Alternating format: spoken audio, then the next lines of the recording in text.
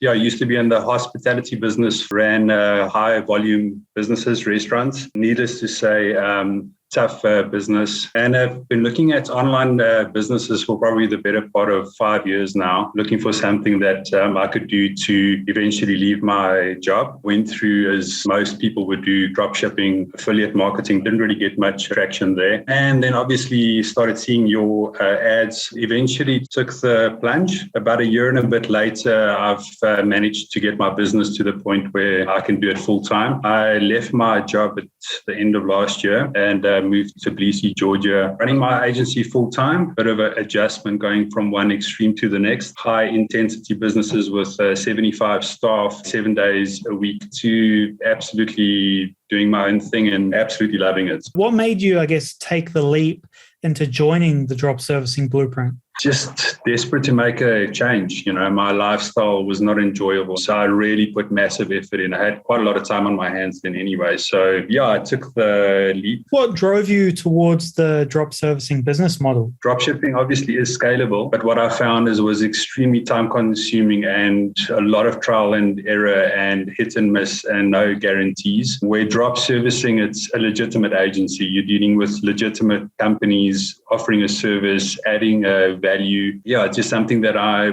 enjoy doing, is to add value for companies, and something that I can do anywhere in the world, obviously, which is also great. So I'm not tied down to any specific country. Obviously, your course is extremely thorough. And from that point of view, I knew that it's got the right content and teachings in it to get me to the point where I can do it full time. Now, I guess one question would be, what do you think was the most helpful part of the drop servicing blueprint? Well, two things really, is the in-depth teaching in the actual course, the step-by-step over the shoulder case studies and that type of thing. And then also the Facebook group. Our Facebook group, I think, is awesome, extremely helpful and open, which I find awesome. You don't really find that often. I still haven't gone through the whole course, Yeah. And I got my first sale, I think, about 6 weeks in. It wasn't big at all. It was like, I think, $540. Nothing major, but it was proof of concept for me. I think I've done probably between $75,000 and $80,000. As much as there are new agencies delivering the same service, there are new companies starting every single day needing those services. I mean, I probably only scratched the actual surface now in terms of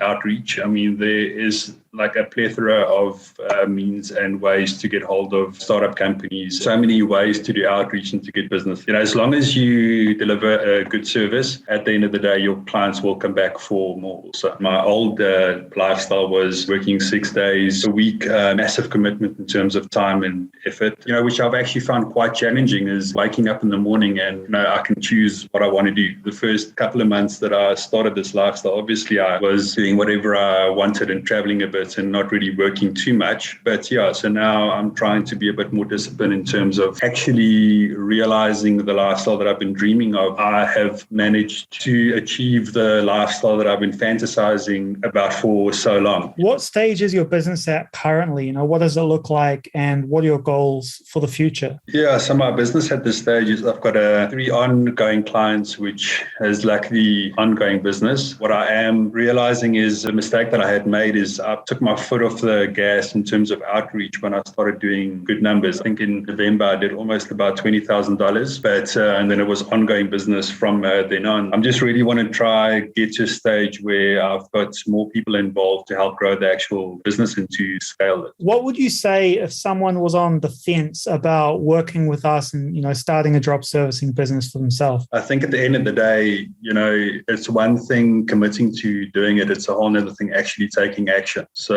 I would probably say if you are sitting on the fence, this is probably the most thorough course out there. And in terms of support and training, I mean, you can't really ask for much more. And a community in the Facebook group, which is really awesome. But the most important thing is to actually take action, and consistent action, not just for a couple of days or a week or 2 weeks.